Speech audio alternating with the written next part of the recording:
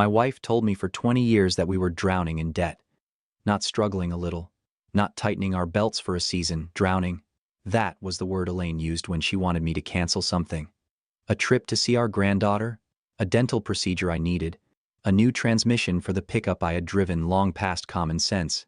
She would put her hand over mine at the kitchen table and say, "Hal, we have to be smart." So I was smart. I worked. I fixed what broke. I wore the same winter coat for 12 years. I told myself a man provides by enduring quietly. Then one Wednesday night in late October, while Elaine slept in her recliner with the television still mumbling the weather, I found a cashier's check inside the leather folder she had left on the sofa. It was made out to Elaine Mercer, amount $5,200,000, issued by Hawthorne Capital Partners. I stood in my kitchen wearing an old flannel shirt and house slippers, staring at more money than I had ever seen in my life. 20 years of debt, 20 years of we can't afford it. I didn't wake her, I didn't shout. I folded the check exactly the way I found it, slid it back into the folder, turned off the kitchen light, and went upstairs. For the first time in 40 years, I slept beside my wife like she was a stranger. We lived in Ashford, Pennsylvania, in a 2-story house with tired siding and a maple tree that dropped leaves into the gutters every October. Nothing fancy, nothing tragic either. At least, not from the outside. I had been married to Elaine for 40 years.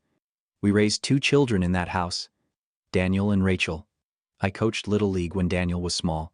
I built Rachel a bookcase when she was 11 because she had more library books than shelf space. I fixed leaky faucets, patched drywall, shoveled snow, changed oil in the driveway, and believed that was what a good husband did. Elaine handled the money. She had worked as a bookkeeper before the kids were born, and she had a way of talking about numbers that made me feel like I was standing outside a locked room. Budgets, tax brackets, interest rates, refinancing schedules. She understood all of it. I understood engines, wood, weather, and whether a roof would last another winter. So, when she told me, 20 years into our marriage, that we were in debt, I believed her. I believed her when she said flying to Daniel's promotion ceremony in Denver wasn't smart. I believed her when she said we couldn't help Rachel with the down payment on her first house. I believed her when she said my dental crown could wait. Even though I chewed on one side of my mouth for 8 months, I believed her when my brother Frank asked me to come on one last fishing trip before his surgery, and I told him money was tight. Elaine called it being careful. I called it marriage. Now I know it was control. The first sign came about 3 years before the check. Elaine started going to what she called a Thursday charity committee in Harrisburg. Every week, same time, she would dress nicer than she did for church, put on the gold earrings I had given her for our 25th anniversary, and leave with that leather folder tucked under her arm. I told myself it was good for her to have something of her own. The second sign came that winter. I found a receipt in the glove compartment of her car while looking for the registration. Dinner for 2 at a steakhouse in Columbus. 2 entrees, 2 glasses of wine, 1 dessert. Elaine had told me she was meeting a tax planner. I folded the receipt and put it back because a man can talk himself out of almost anything when the truth would make him feel like a fool. Then her phone buzzed one morning while she was in the shower. The name on the screen was just M. 1 letter. I looked at it longer than I should have, then set the phone down like it had burned me. After that, I noticed more. Elaine got to the mailbox before I did. Her laptop suddenly needed a password. Once a month, she drove to Columbus for financial planning and came home lighter, almost cheerful. I did not think of those things as proof. Not then. I thought of them as cracks in a wall I had spent 40 years leaning against. The night I found the check was a Wednesday near the end of October. I remember that because the first hard frost had come 2 mornings earlier, and I had spent the afternoon draining the garden hose and stacking firewood along the side of the garage. My knees hurt. My hands smelled like cedar and cold dirt. Elaine had complained at dinner that the house felt drafty, then reminded me not to turn the thermostat past 67. Heat bills don't pay themselves, she said. An hour later, she fell asleep in the recliner. The television was still on, some local anchor warning about rain moving in from the west. I was collecting coffee mugs from the living room when I saw her leather folder on the sofa. Elaine was careful with that folder. She never left it lying around. A corner of white paper stuck out from the side pocket. I don't know why I pulled it free, maybe because by then some part of me had stopped asking permission to notice things. I carried it into the kitchen and unfolded it beneath the yellow light over the sink. Cashier's check. Pay to the order of Elaine Ruth Mercer. $5,200,000. Hawthorne Capital Partners, dated 3 weeks earlier. I read the number until it stopped looking like money and started looking like years. The crown I never got, the flights I never took, the truck I kept nursing along with junkyard parts. Elaine shifted in the other room. I folded the check, put it back, and turned off the light. I lay awake until almost 4 in the morning, not moving, not turning on a lamp, just staring at the ceiling while Elaine slept beside me with her back turned, breathing like nothing in the world had changed. But everything had. I started making a list in my head, the way a man does when he is trying not to break apart. Daniel's promotion ceremony in Denver. I told him we couldn't afford the flight, and he said he understood, but his voice went flat before we hung up. Rachel's first house. She needed help with the down payment. I told her I was sorry. I still remember the silence after that word. Frank's fishing trip before his surgery. He had invited me 3 times. I said money was tight. He never asked again. My own tooth aching every time I drank coffee, because Elaine said the crown could wait until spring. The pickup I kept alive with used parts and prayer. 20 years of small humiliations. 20 years of saying no to people I loved, because my wife had convinced me that no was responsible. And under all of it, the worst part was not the money, it was the shame. Elaine had let me believe I was failing my family. She had watched me carry that feeling like a tool bag full of stones. $5 million sat in her folder, and I had been apologizing for being broke. By sunrise, I knew one thing clearly. I was not going to confront Elaine. Not at the kitchen table, not with my voice raised, not with her sitting across from me, calm and prepared, turning my anger into evidence that I was confused or unstable or getting old. I could already hear how she would say it to Daniel and Rachel. Your father found something he misunderstood. Your father has been under stress. Your father isn't thinking clearly. No. I had spent 40 years being useful, patient, predictable. For once, I was going to make those habits work for me. I needed a copy of that check. I needed to know where the money came from and where it was going. I needed a divorce lawyer Elaine had never met, one who did not play golf with anyone from our town and did not owe her favors. And most of all, I needed to keep acting like the same old Hal. Same coffee at 6, same oatmeal, same trip to the hardware store, same quiet husband who fixed the loose cabinet hinge when Elaine mentioned it. She had called herself careful for 20 years. That morning, standing at the stove while she read the paper, I decided to become careful too. The first thing I needed was a copy machine Elaine would never think to check. Our church had one in the office beside the fellowship hall. I had been the man who fixed their sinks, replaced their light switches, and salted the steps every winter for nearly 15 years. Nobody questioned me walking in with a leather folder under my arm. On Tuesday morning, I told Elaine I was heading over to St. Mark's to look at a bad outlet in the pantry. She barely looked up from her coffee. Don't be long, she said. We're trying not to waste gas this month. I almost laughed.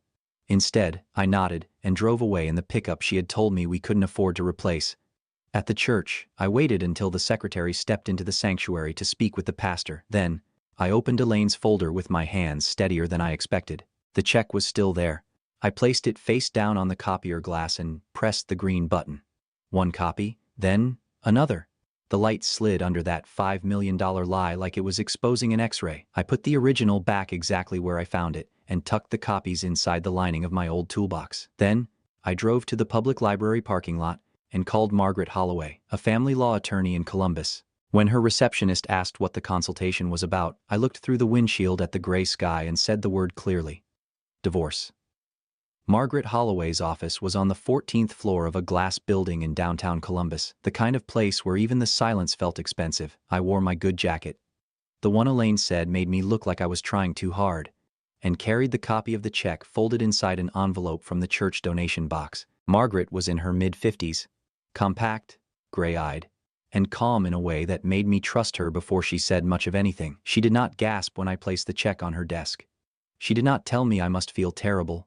She studied it. Then, she looked at me over her glasses and asked, "How long has your wife controlled the finances most of the marriage?" I said. "She was a bookkeeper. I fixed things. That was our arrangement. And you were told you were in debt for 20 years. Her face changed slightly. Not shock, recognition. If this money was earned, transferred, or accumulated during the marriage, she said, tapping the copy of the check once. Then, the name on the account may not decide ownership. Ohio uses equitable distribution.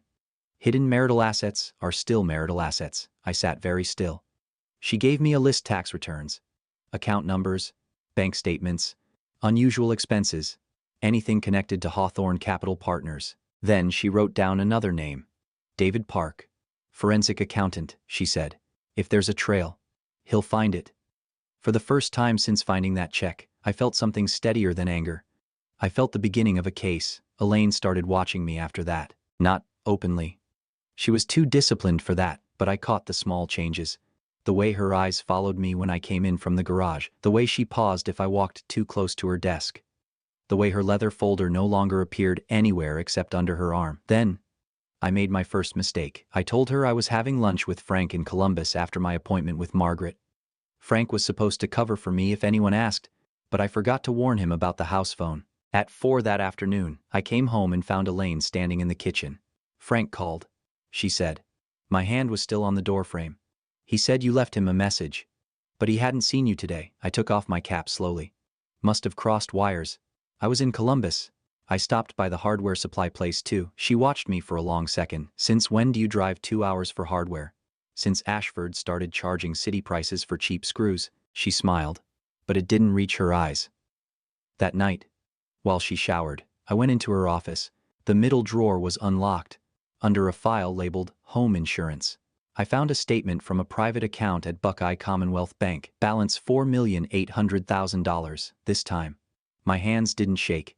I photographed every page, sent them to a new email Elaine didn't know existed, deleted the sent messages, cleared the trash, and put the statement back exactly where I found it. Then I went downstairs and fixed the loose hinge on the pantry door. Same old Hal.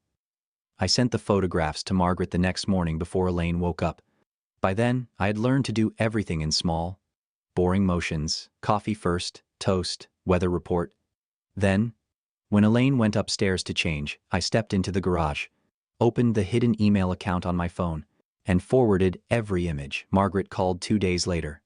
Her voice was calm, but there was a weight under it. Mr. Mercer, David Park has started matching the bank statement with preliminary records connected to Hawthorne Capital Partners. I stood beside my workbench with a wrench in my hand, looking at a row of old coffee cans filled with screws I had saved, because Elaine said buying new hardware was wasteful. What did he find? I asked. She has been building a separate investment portfolio for at least 11 years. I said nothing. It began with smaller transfers, Margaret continued. A few thousand at a time. Some routed through accounts that appear connected to household reserves, tax refunds, and joint savings.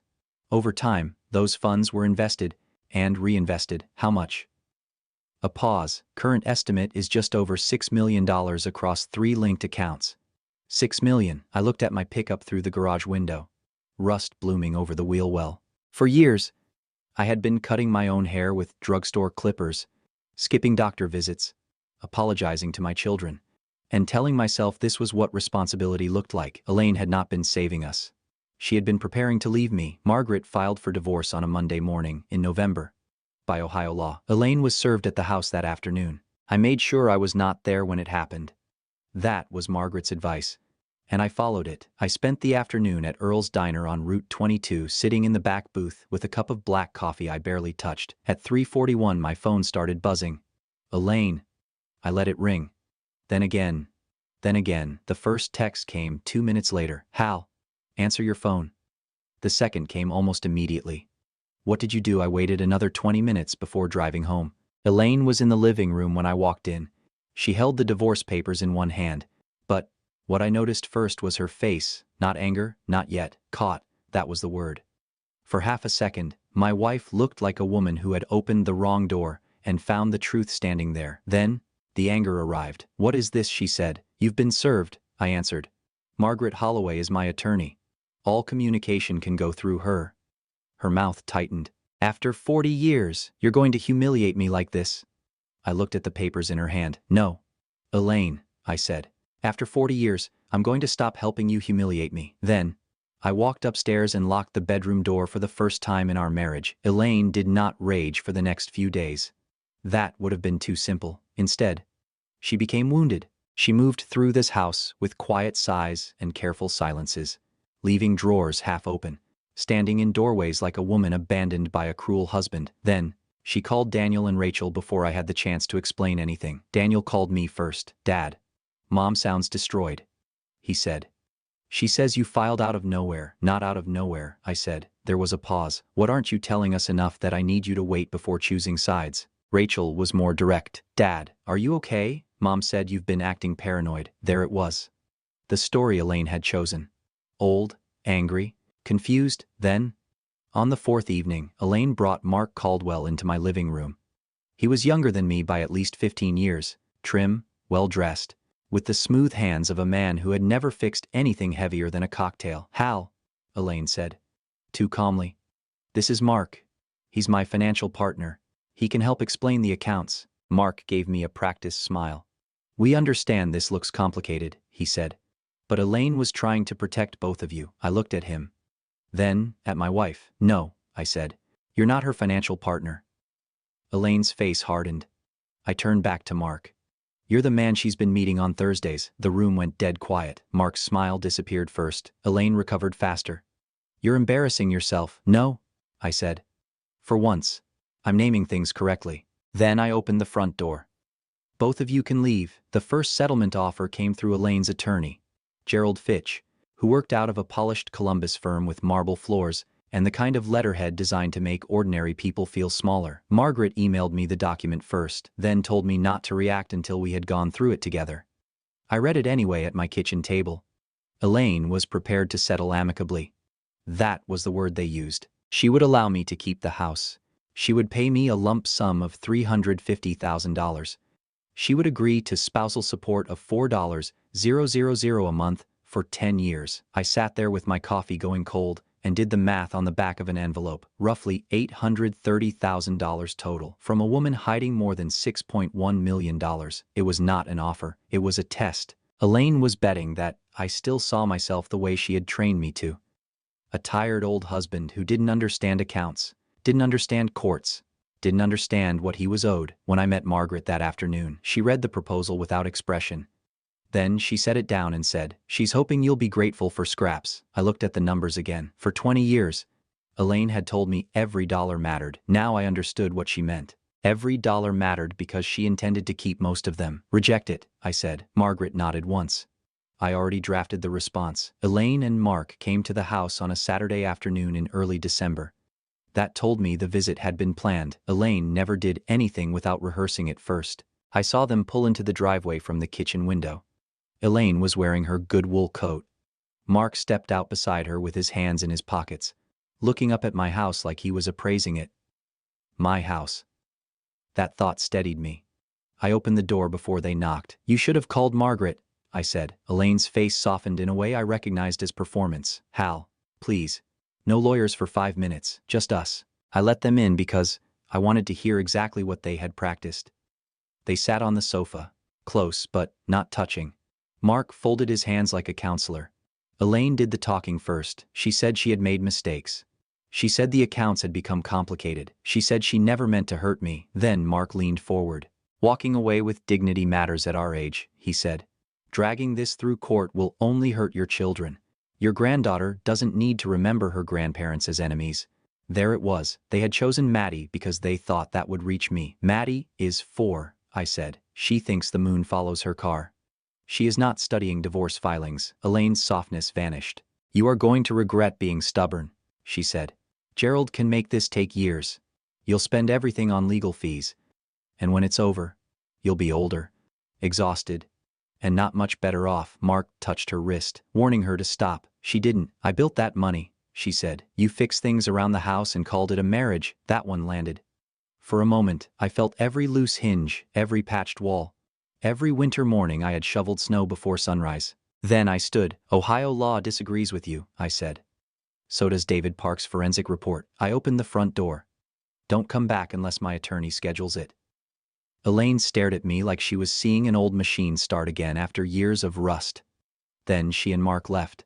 Only after the door closed did my hands begin to shake. The preliminary hearing was set for the second week of January. I had never sat at a courtroom table as anything other than a man called for jury duty 20 years earlier. I expected it to feel grand, maybe even dramatic. It didn't. It was a plain room with fluorescent lights, scuffed wood, and the dry smell of paper that had been handled by too many worried people. I wore my navy suit. Daniel and Rachel sat behind me in the gallery. Neither of them had said they were on my side. I had not asked them to. But, when I walked in and saw them there, something in my chest loosened. Margaret stood beside me with a folder thick enough to make Gerald Fitch keep glancing at it. Elaine sat across the aisle in a gray dress, her face arranged into quiet injury. Mark Caldwell was seated behind her, looking less confident than he had in my living room. David Park testified first. He was not dramatic.